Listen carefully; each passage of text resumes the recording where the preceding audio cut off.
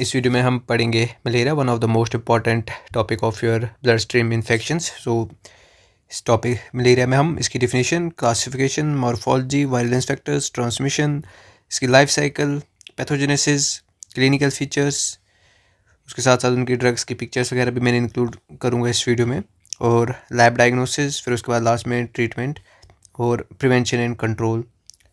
ये आपका as a LAQ, SAQ, clinical case, और इसकी जो लैब डायग्नोसिस है उस पर अलग से भी शॉर्ट आंसर या लॉन्ग आंसर क्वेश्चन भी आता है। डिफिनीशन या introduction, most lethal parasitic disease है काजड बाय प्लाज्मोडियम स्पीशीज़ जो होती हैं उनकी, उससे कौन सी स्पीशीज़ हैं वो आगे हम देखेंगे। Transmitted by bite of female anopheles mosquito. इसको डिस्कवर किसने किया था? उनका नाम था एल्फिनोस लेवरेन। 1880 में प्लाज्मोडियम इन RBCs इन्होंने डिस्कवर किया, जिसकी वजह से इनको नोबेल प्राइज़ मिला था। और उसके बाद रोनाल्ड रोज जो है उन्होंने सेक्सुअल साइकिल इनकी डिस्क्राइब की थी इन एनोफिलिस में, उनको भी नोबेल प्राइज़ मिला था 1970 में। उसके बाद इन्फेक्टिव फॉर्म्स जो है इसके स्पोरोजाइट्स होते हैं injected by mosquito to human. Gametocytes जो होते हैं ingested by mosquito from the humans. जो ह्यूमन को मिलता है वो स्पोरोजाइट होता है, और जो मॉस्किटो खुद ह्यूमन से लेती है वो होता है गेमेटोसाइट। अब हम इसकी क्लासिफिकेशन की बात करें ऑफ प्लाज्मोडियम स्पीशीज़, जो आपने नॉर्मली सुना ही होगा। प्लाज्मोडियम वाइवेक्स है, फेल्सीफेरम है, मलेरिया है, ओवेल है, कॉन्विलिसी है। डिजीज़ की अगर हम बात करें तो जो प्लाज्मोडियम वाइवेक्स है वो कराता है बेनाइन टर्शन, जो फेल्सीफेरम है वो मैलिग्नेंट कराता है। मलेरिया जो है बेनाइन क्वारंटाइन, और जो प्लाज्मोडियम ओवेल है वो ओवेल टर्शन कराता है। फीवर साइकिल जो आपको सबकी याद रखने की ज़रूरत नहीं है, लेकिन जो प्लाज्मोडियम वाइवेक्स और फेल्सीफेरम है और मलेरिया है, इन तीन की आप मेनली याद रखना। 48 आवर या थर्ड डे इसको हम बोल सकते हैं। फेल्सीफेरम की 36 से 48 घंटे, और मलेरिया की जो है वो फीवर साइकिल जो होती है सबसे ज़्यादा होती है, वो 72 आवर होती है। फीचर्स, अगर वाइवेक्स की वजह से फीवर है उसका क्या है, उसका क्या होता है, रिलैप्स होता है वाया हिप्नोजाइट्स। मोस्ट कॉमन है इंडिया में प्लाज्मोडियम वाइवेक्स का। जो फेल्सीफेरम का है उसकी रिओकरेंस होती है, रिकोरेडेंस है।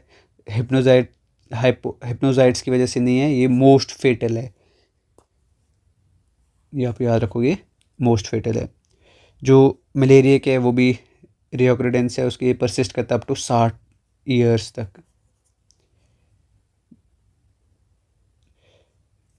उसके बाद जो ओवेल है, relapse via hypnozoites, ovale plus fabricated RBCs इसमें देखने को मिलती हैं हमें। और जो लास्ट वाला है प्लाज्मोडियम कॉन्वेल्सी, उसमें मोंकी पैरासाइट्स दिखते हैं। Morphology on peripheral blood smear पे हमें क्या दिखेगी? वाइवेक्स, फेल्सीफेरम, मलेरिया और ओवेल की। RBC चेंज, सबसे पहले वाइवेक्स में क्या होता है, एनलार्ज होते हैं, और उसके बाद फेल्सीफेरम में नॉर्मल, मलेरिया में भी नॉर्मल, और ओवेल में एनलार्जर। जो वाइवेक्स होते हैं एनलार्जर होते हैं, ये कैसे दिखते हैं? स्कफनर्स डॉट्स भी बोलते हैं इसको। और फेल्सीफेरम में नॉर्मल होते हैं, इसको मिरर्स क्लिफ्ट्स बोलते हैं। मलेरिया में जाइमेन स्टिपलिंग, और उसमें फिम्बरेटेड या ओवल। रिंग फॉर्म्स कैसे होते हैं इसमें? लार्ज, 1/3 ऑफ द आरबीसी होते हैं, इसमें स्मॉल होते हैं, और मल्टीपल होते हैं। हेडफोन रिंग्स इसमें देखने को मिलती हैं।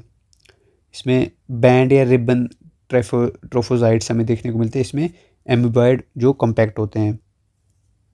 अब इसमें शाइजॉन्ट्स ऑन पेरिफेरल ब्लड स्मेयर में हमें क्या 12 से 24 मीरोजाइट्स दिखेंगे सीन ऑन स्मेयर, इसमें नहीं दिखते। और प्लाज्मोडियम मलेरिया में 8 मीरोजाइट्स दिखेंगे, रोजाइट फॉर्मेशन होगी, और इसमें भी 8 दिखेंगे। गेमेटोसाइट राउंड या स्फेरिकल होता है, इसमें क्रेसेंट या बनाना शेपेड होता है। ये यूनिक है, ये आप याद रखोगे अच्छे से कि प्लाज्मोडियम फेल्सीफेरम में जो हमारे गेमेटोसाइट्स होते हैं वो बनाना शेप्ड होते हैं, जो यूनिक हैं। इसमें राउंड मलेरिया में, और ओवेल में भी राउंड। मलेरियल पिगमेंट क्या होता है? येलोइश ब्राउन होता है, डार्क ब्राउन या ब्लैक हीमोज्योइन होता है, डार्क ब्राउन। अब अगर इसकी ट्रांसमिशन देखें, थोड़ा सा मतलब होता है, याद रखो आप, प्राइमरी और सेकेंडरी। प्राइमरी में क्या होता है, फीमेल एनोफिलिस मॉस्किटो ने बाइट किया, स्पोरोजाइट इंजेक्ट हुआ, infective form for to humans. Secondary में क्या होता है, ब्लड ट्रांसफ्यूजन के थ्रू हो सकता है, नीडल स्टिक इंजरीज के थ्रू हो सकता है, ट्रांसप्लेसेंटल भी हो सकता है, bite at night, breed in clean fresh water में जो अगर मॉस्किटो ने किया होगा, उस केसेस में भी ट्रांसमिशन होता है। अब इसके वायरलेंस फैक्टर्स की बात करें तो सबसे पहले हमारे पास है PFEMP1, PFEMP1 है, वो है क्या, प्लाज्मोडियम फेल्सिफारम एरिथ्रोसाइट मेम्ब्रेन प्रोटीन 1। तो इसकी हम देखेंगे सबसे पहले रोल या सिग्निफिकेंस क्या होता है। ये आरबीसीज़ के जो सरफेस होते हैं वहाँ पे प्रेजेंट होते हैं जो इन्फेक्टेड आरबीसीज़ होते हैं, और ये कराता क्या है, साइटो एडहेरेंस कराता है। इन्फेक्टेड आरबीसी जो होते हैं स्टिक हो जाते हैं एंडोथीलियम के साथ, जिसकी वजह से रोजेटिंग होती है। इन्फेक्टेड आरबीसी बाइंड करते हैं नॉर्मल आरबीसी के साथ और रोजेट फॉर्मेशन करते हैं। एंटीजेनिक वेरिएशन कराता है, जिसकी वजह से इम्यून इवेजन हो जाता है, मतलब जो ह्यूमन इम्यून सिस्टम है वो इसको पकड़ ही नहीं पाता, वहाँ से एस्केप हो जाता है, क्योंकि इसमें एंटीजेनिक वेरिएशन करवाता है यही PFEMP1। और इसका की रोल है इन सेरिब्रल मलेरिया में, जिसकी वजह से ब्रेन इस्चीमिया और कोमा सीजर्स वगैरह होते हैं। उसके बाद हमारे पास दूसरा जो वायलेंस फैक्टर है वो है CSP सर्कमस्पोरोजाइड प्रोटीन।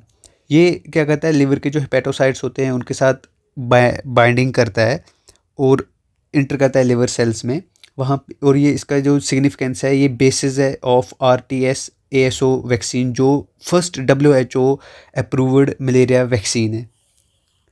इसके बाद हमारे पास है ग्लाइकोप्रोटीन, या जिसको हम डफी एंटीजन भी बोलते हैं। ग्लाइकोप्रोटीन क्या है, ये रिसेप्टार होता है कहाँ पे, आरबीसीज पे प्रेजेंट होता है।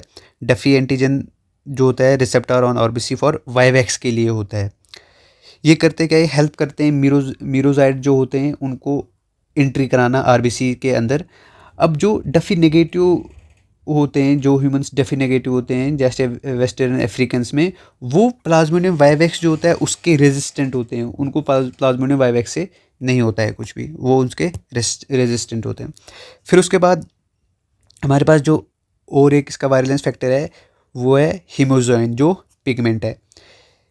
ये ये क्या है, बाय प्रोडक्ट है हीमोग्लोबिन का, जो डाइजेस्टेड बाय पैरासाइट होता है। पैरासाइट डाइजेस्ट करता है उसका जो ब्लड जो डाइजेस्ट करता है उसका, ये हीमोग्लोबिन का जो बाय प्रोडक्ट होता है ये हीमोजोइन। ये करवाता क्या है, ये स्टिमुलेट करेगा इसको TNF अल्फा को और इंटरल्यूकिन को, जिसकी वजह से फीवर भी ट्रिगर होता है, जो टॉक्सिक होता है होस्ट के लिए।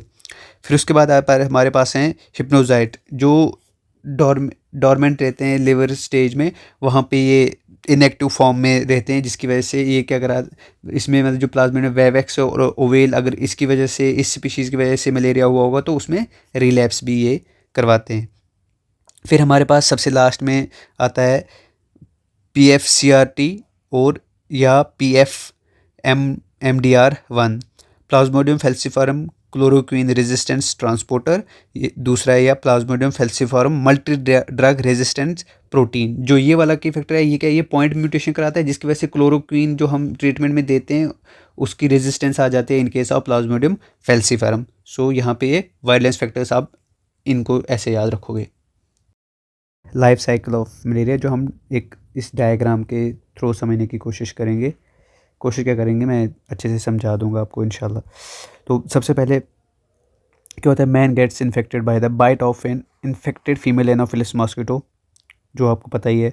उसके बाद मॉस्किटो जो है उस क्या कंटेन करता है, उसके स्लाइवरी ग्लैंड में जो स्पोरोसाइट्स होते हैं वो ट्रांसमिटेड होते हैं मैन। स्पोरोसाइट्स आए जो इसमें क्या होता है, जो सभी स्पीशीज़ के, और उसके बाद जो रिलैप्स वाले होते हैं प्लाज्मोडियम वाइवैक्स और ओवेल।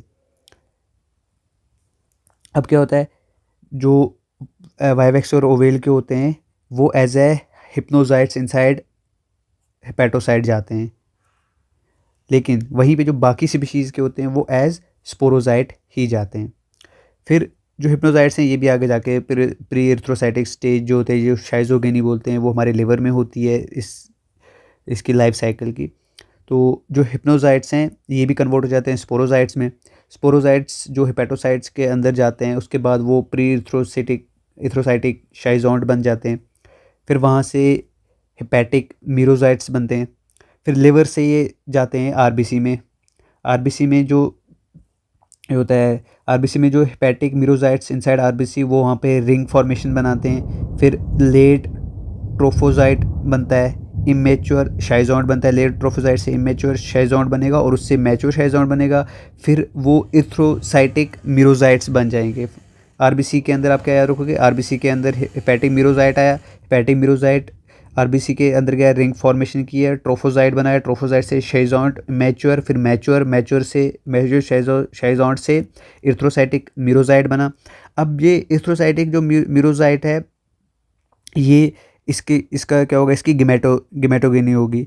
जो गेमेटोसाइट्स ऑफ वाइवेक्स, ओवेल और मलेरिया के कुछ ऐसे होते हैं, और गेमेटोसाइट्स ऑफ प्लाज्मोडियम फैल्सीफेरम ऐसे होते हैं। इनके ये गेमेटोसाइट्स जो होते हैं ये ट्रांसमिट होंगे मॉस्किटो में। अब आती है इसकी फिर sexual stage, female Anopheles mosquito के अंदर। उसके स्टोमक में उसके गट में क्या होगा, जो मैक्रोगेमेट है और माइक्रोगेमेट है इनकी फर्टिलाइजेशन होगी आपस में। मिड गट में डेवलपमेंट ऑफ द oocyst होगा। oocyst से वापस क्या बनेगा, मैच्योर होता है oocyte विद स्पोरोजाइट। वहाँ से स्पोरोजाइट निकलेगा, फिर स्पोरोजाइट होगा स्लाइवरी ग्लैंड में, वो फिर से इन्फेक्ट करेगा मेल को, और ये ऐसे आपकी पूरी साइकिल कंप्लीट हो जाती है।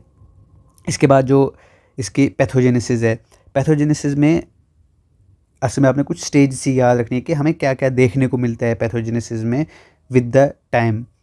उससे पहले सबसे पहले इसमें जो बेनाइन मलेरिया है, जो उसमें क्लासिकल ट्रायड दिखता है, फेब्राइल पैरोजाइम्स, कोल्ड स्टेज एनीमिया, और लास्ट में एक स्प्लिनोमेगेली। जो फेब्राइल पैरोजाइम्स में क्या, आरबीसी का रप्चर होगा, मीरोजाइट्स प्लस हीमोजाइट निकला है, जिसके बाद मैक्रोफेज में ट्यूमर निक्रोटिंग फैक्टर अल्फा। ये इसका मतलब ये स्टेज होता है, आरबीसी का रप्चर होगा, मीरोजाइट्स निकले और हीमोजाइट उनके साथ मिला, मैक्रोफेज में गए, वहाँ पे ट्यूमर निक्रोटिंग फैक्टर अल्फा के साथ मिले। उसके बाद क्या होगा, पहले कोल्ड स्टेज आएगी, एनीमिया होगा, और स्प्लिनोमेगैली। ये तीन चीज़ें हमें देखने को मिलती है। कोल्ड स्टेज में क्या होता है, पहले रिगर्स होते हैं, राइगर होता है 15 से एक आवर, मतलब कपकपाहट होती है। फिर उसके बाद हॉट स्टेज आता है, जिसमें 39 to 41 डिग्री सेल्सियस रहता है बुखार 2 से 6 आवर तक। स्वेटिंग स्टेज आता है 2 से 4 आवर, फिर उसके बाद रिलीफ हो जाता है। एनीमिया में क्या होता है, आरबीसी की डिस्ट्रक्शन हुई, स्प्लेनिक क्लियरेंस ऑफ ऑफनोजाइड आरबीसीज, और बोन मैरो सप्रेशन होगी। एनीमिया के केस में आरबीसी की डिस्ट्रक्शन में पता है फिर बोन मैरो सप्रेशन होना। उसके बाद स्प्लिनोमेगैली में क्या होता है, मैक्रोफेज हाइपरप्लेशिया हो जाता है, इनगल्फ पैरासाइटाइज्ड एंड नॉन पैरासाइटाइज्ड आरबीसीज। जो आरबीसी होती है दोनों वालों को इनगल्फ करते हैं, चाहे उनको पैरासाइट ने इन्फेक्ट किया हो या ना किया हो। इस केस में स्प्लीन की इनलार्जमेंट हो जाती है। इसके बाद क्लिनिकल फीचर्स और इसकी कॉम्प्लिकेशंस। सबसे पहले हम देखेंगे इसमें सेरेब्रल मलेरिया मोस्ट सीरियस है। इसमें क्या होता है, कैपिलरी प्लगिंग हो जाता है और रोजेटिंग फॉर्मेशन हो जाते हैं, मतलब जो आरबीसीज होते हैं आपस में इकट्ठा होकर एक रोजेट फॉर्मेशन बनाते हैं। इसकी वजह से क्या होता है, अनएरोजेबल कोमा हो जाता है, सीजर्स होते हैं, रेटिनल हेमरेज हो जाता है प्लाज्मोडियम फैल्सीफेरम की वजह से। Black water fever, massive intravascular haemolysis होता है, हीमोग्लोबिन यूरिया होता है, डार्क कलर यूरिन देखने को मिलता है प्रिसिपिटेटेड बाय क्विनीन। उसके बाद पल्मोनरी ओडिमा या ARDS नॉन कार्डियोजेनिक होता है, मोटिलिटी 80% से ज़्यादा है, independent of the fluid overload. Hypoglycaemia भी होता है इसमें, ग्लूकोज लेस दैन 40 mg/dl हो जाता है। चिल्ड्रन में प्रेगनेंसी में क्विनीन ट्रीटमेंट देते हैं ऑफन, अगर मिस किया हो। अच्छा, एक्यूट रीनल फेलियर जो आप याद रखोगे, इसमें एक्यूट रीनल फेलियर की वजह से की फीचर क्या दिखेंगे, एक्यूट ट्यूबुलर नेक्रोसिस दिखेगा। क्रिएटिन लेवल जो होते हैं वो लैब डायग्नोसिस में आपको ग्रेटर देन 3 mg/dl दिखेगा। हीमोग्लोबिन यूरिया होता है, डायलिसिस में be needed in case of this. Severe anaemia होगा, सीवियर एनीमिया में आप नॉर्मली याद रखोगे लेस देन 7 mg/dl में हम मानते हैं, और इस केस में सीवियर एनीमिया हो जाता है हीमोग्लोबिन लेस देन 5 g/dl। तो उस पर हीमोक्रेट जो है लेस देन 15% और ट्रांसफ्यूजन इंडिकेटेड। सॉरी, मैंने mg/dl बोल देते हैं, g/dl होता है। फिर उसके बाद हाइपर एक्टिव स्प्लिनोमेगैली जो आपको सभी स्पीशीज़ में दिखेगी। बर्किट्स लिम्फोमा, मलेरिया इम्यूनोसप्रेशन हो जाता है, ये फैल्सीफेरम में आपको दिखेगा। लैब डायग्नोसिस में सबसे पहले स्पेसिमेन कलेक्शन, जो मैंने आपको लैब डायग्नोसिस वाले लेक्चर में बताया भी हुआ है, डिपेंडिंग अपॉन बैक्टीरिया है, वायरस है, क्या है, कौन सी इन्फेक्टेड साइट है, कहाँ से, मतलब वहीं से हम लेते हैं। तो इस केस में अब ये ब्लड को इन्फेक्ट कर रहा है तो वैसे हम ब्लड एज ए स्पेसिमेन ही लेंगे। तो ब्लड हम नॉर्मली फिंगर प्रिकिंग से लेते हैं, लेकिन बच्चों के केस में ईयर पिना या ग्रेटर टो से भी हम ले सकते हैं। फिर उसके बाद माइक्रोस्कोपिक टेस्ट करेंगे उसका। पेरिफेरल ब्लड स्मेयर जो होती है इसकी गोल्ड स्टैंडर्ड मानी जाती है। इसमें 2 स्मेयर हमें बनानी पड़ती है, थिक स्मेयर और थिन स्मेयर। जो थिक स्मेयर होती है ज़्यादा सेंसिटिव होती है, और जो थिन स्मेयर होता है ये specification can be done based on the following features में हम फिर उसकी स्पेसिफिसिटी के बेसिस पे हम बता सकते हैं कि ये कौन सी स्पीशीज़ है। ऐसे थिक फिल्म आपको एक ऐसी दिखेगी और थिन फिल्म ऐसी दिखती है आपको। Blood film of microscopy analysis glass slide पे ऐसा दिखता है। अब थिन स्मेयर पे आपको क्या क्या दिख सकता है अगर प्लाज्मोडियम वाइवेक्स होगा, जैसा कि मैं आपके इनके कैरेक्टरिस्टिक फीचर्स में बता दिया था पहले ही। एमीबॉयड रिंग फॉर्म्स होंगे और शाइजोन्ट्स दिखेगी। फेल्सीफॉर्म के केस में रिंग फॉर्म्स देखेंगे, मल्टीपल रिंग फॉर्म्स होंगे, हेडफोन शेपर्ड रिंग्स फॉर्म होंगे, बनाना शेपर्ड जो मैंने आपको बोला था पहले ही, जो इसके ये स्पेसिफिक होता है सिर्फ इसी के लिए। मलेरिया के केसेस में बैंड फॉर्म्स होते हैं। ओवेल के केस में enlarge fimbriated ovale RBC with ring forms होती हैं। उसके बाद फ्लोरोसेंस माइक्रोस्कोपी करेंगे कावामोटोज टेक्निक से। क्वांटिटेटिव बफी कोट एग्जामिनेशन करते हैं। जो पैरासिटाइज्ड आरबीसीज होती हैं वो अपीयर करते हैं as a brilliant green dots हमें दिखने को मिलेगी। फिर नॉन माइक्रोस्कोपिक टेस्ट में अगर हम देखें तो एंटीजन डिटेक्शन टेस्ट करेंगे। आरडीटीज और आईसीटीज डिटेक्ट करते हैं पैन मलेरियल एंटीजेंस को, जो एलडीएच और एल्डोलेस है। फेल्सीफॉर्म स्पेसिफिक एंटीजन जो होता है एचआरपी सेकंड दिखता है हमें। कल्चर में आरपीएम 1640 मीडियम में करते हैं। मॉलिक्यूलर डायग्नोसिस में पीसीआर टारगेटिंग 18S आरडीएनए हमें देखने को मिलता है। ट्रीटमेंट की बात करें तो प्लाज्मोडियम वाइवेक्स या ओवेल में हम क्या करते हैं, रेडिकल क्योर देते हैं। क्लोरोक्विन देंगे 3 डेज़ ब्लड स्टेज। प्रेमाक्यून में 14 डेज़ किल करता है हाइप्नोजाइट्स को। रेडिकल क्योर हम G6PD को हमेशा चेक करते हैं प्रेमाक्यून देने से पहले, क्योंकि G6PD की डिफिशियंसी की वजह से हीमोलिसिस हो सकता है। सो यहाँ पे मैंने कुछ पिक्चर्स भी इंक्लूड किए हैं। क्लोरोक्विन टैबलेट्स ऐसी दिखती हैं, डोजेज वगैरह दी हुई है 600 mg इनिशियली। ये आपको अभी इसमें याद रखने की ज़रूरत नहीं है, ये मेडिसिन जब आप पढ़ोगे तब ज़्यादा अहमियत रहती है इनकी। उसके बाद हाइड्रोक्सी क्लोरोक्विन टैबलेट्स ऐसे होती हैं। उसके बाद हमारे पास जो आर्टिमिथीन या लिमिफेंट्रिन है वो ऐसी होती हैं। और जो क्विनीन है, क्विनीन जो ओरल हम देते हैं वो ऐसे देखने को होते हैं। प्रेमाक्विन जो मैंने अभी आपको बोला, प्रेमाक्विन टैबलेट्स ऐसी होती हैं। और उसके बाद जो हमारे एड्रेसोनेट इंजेक्शन देते हैं आईवी, वो ऐसा होता है। ये जस्ट आपकी एक पिक्चर मेमोरी बनाने के लिए। फिर उसके बाद जो डॉक्सीसाइक्लिन देते हैं, डॉक्सीसाइक्लिन टैबलेट्स कुछ ऐसी होती हैं। फिर लास्ट में हमारे पास जो मेफ्लोक्विन होता है वो ये वाले होते हैं। और ब्रांड नेम डिफरेंट है लेकिन जो कंपोजिशन होती है वो सेम होती है। और लास्ट में हमारे पास सल्फाडॉक्सिन या परमेथियामाइन जो है वो ऐसी टैबलेट्स होती हैं। अच्छा, फिर उसके बाद जो प्लाज्मोडियम मलेरिया है उसमें क्लोरोक्विन 3 दिन तक देते हैं खाली, क्योंकि हेप्नोजाइट्स नहीं होते, इसमें रेडिकल क्वेयर नहीं चाहिए होता है। प्लाज्मोडियम फेल्सीफॉर्म जो अनकम्प्लिकेटेड होता है एसीटी देते हैं, अट्रासोनेट देते हैं, प्लस ओमाइडोक्विन देते हैं 3 दिन के लिए। और सिंगल डोज देते हैं प्रेमाक्विन की, रिड्यूस करता है गेमेटोसाइट कैरिएज को या ट्रांसमिशन को।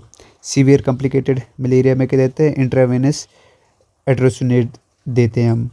फिर उसके बाद इसमें स्विच कर देंगे तो ऑरल एसीटी जब टॉलरेट हो जाएगा। Full supportive care, intravenous fluid, antipyretics वगैरह, डायलिसिस इफ़ नीडेड। कीमोपोरफाइलेक्सिस में क्या देते हैं, क्लोरोक्विन वीकली सेंसिटिव एरियाज़ में, मेफ्लोक्विन डॉक्सीसाइक्लिन जो हम देते हैं रेजिस्टेंट एरियाज़ में 1 से 2 हफ्ते बिफोर स्टार्ट करते हैं, पहले ही कंटिन्यू करते हैं 4 हफ्ते आफ्टर ट्रैवल। अगर वहाँ इस एंडेमिक एरिया में आपको जाना होगा जहाँ पे ये चीज़ें होती हैं तो उस केसेस में हम कीमोप्रोफाइलेक्सिस पहले ही देते हैं। प्रिवेंशन एंड कंट्रोल में जो नॉर्मली आपको वेक्टर बॉर्न डिजीज़ में करने होते हैं वही पर्सनल प्रोटेक्शन, लार्वल कंट्रोल करते हैं, एडल्ट मॉस्किटो कंट्रोल है, ड्रग प्रोफाइलेक्सिस है, वैक्सीन और नेशनल प्रोग्राम में national vector borne disease control programme जो आपको कम्युनिटी मेडिसिन में डिटेल में पढ़ना है। पर्सनल प्रोटेक्शन में इंसेक्ट रिपेलेंट्स लगा सकते हैं, फुल स्लीव क्लोथिंग वगैरह, विंडो स्क्रीन्स लार्वल कंट्रोल में anti larval measures, drain stagnant water में ऑयलिंग वाटर सरफेसेस, और उसके बाद एडल्ट मॉस्किटो कंट्रोल में इंड्योर रेजिडुअल स्प्रेइंग करते हैं, DDT या पैराथायरॉयड थ्रोइड स्पेसेस कम करते हैं, स्पेस स्प्रेइंग करते हैं। ड्रग प्रोफाइलेक्सिस में एज ए जो ट्रैवलर्स के लिए हमने दिया एंडेमिक एरियाज़ में। वैक्सीन में RTSASO जो मैंने आपको बोला भी था, फर्स्ट WHO की तरफ से जो वैक्सीन जो वेरीफाई की है उन्होंने बोला हुआ है रिकमेंडेड है, वो यही है। उसके बाद नेशनल प्रोग्राम में हमारे पास national vector borne disease control program, mnemonics and quick recall, या आप टेलीग्राम से PDF लेके देख सकते हो। आई विल ट्राई कि मैं एक गूगल ड्राइव फोल्डर ही बनाऊंगा, वो मैं अपनी बायो में या डिस्क्रिप्शन में पिन करके रख दूंगा, वहाँ से भी ले सकते हैं, या टेलीग्राम चैनल ज्वाइन करके वहाँ से भी ले सकते हैं। Thank you so much for watching. इस वीडियो के रिगार्डिंग कोई क्वेश्चंस हों आप कमेंट सेक्शन में बोल सकते हैं। अपने फ्रेंड्स के साथ ज़रूर शेयर करें और बेल आइकन को दबा के रखें ताकि आपको वीडियोस जैसे ही मैं अपलोड करूं आपको नोटिफिकेशन आ जाए। I will try my best to regularly upload video on such topics. Thank you so much.